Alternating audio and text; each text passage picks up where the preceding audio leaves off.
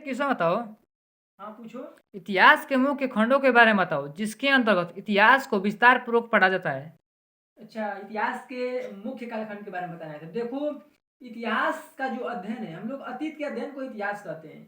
और इतिहास के जनक हेरोडोटस को कहते हैं हम लोग। और इतिहास को 3 कालखंडों में बांटते हैं: प्राक-ऐतिहासिक काल, आद्य ऐतिहासिक काल और ऐतिहासिक काल।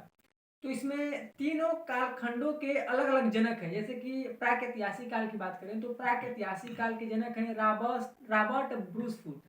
और प्राक ऐतिहासिक काल को मुख्य रूप से 3 कालखंडों में बांटा गया है: पूरा पाषाण काल, मध्य पाषाण काल, नव पाषाण काल।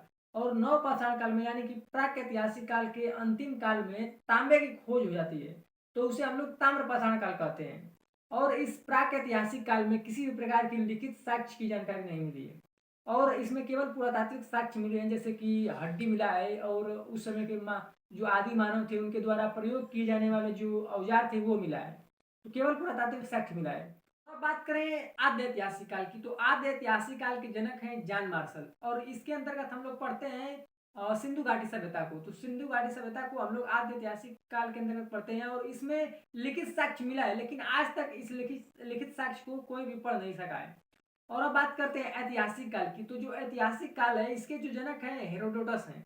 और ऐतिहासिक काल के अंतर्गत हम लोग पढ़ते हैं प्राचीन काल, मध्यकाल, आधुनिक काल, नेहरू काल, विश्व काल। और जो ऐतिहासिक काल है इसमें लिखित साक्ष्य मिला है और इसको पढ़ा भी जा चुका है। तो इस प्रकार से इतिहास का मतलब कि विस्तार पूर्वक मतलब इस खंड के अंतर्गत हम लोग पढ़ते हैं।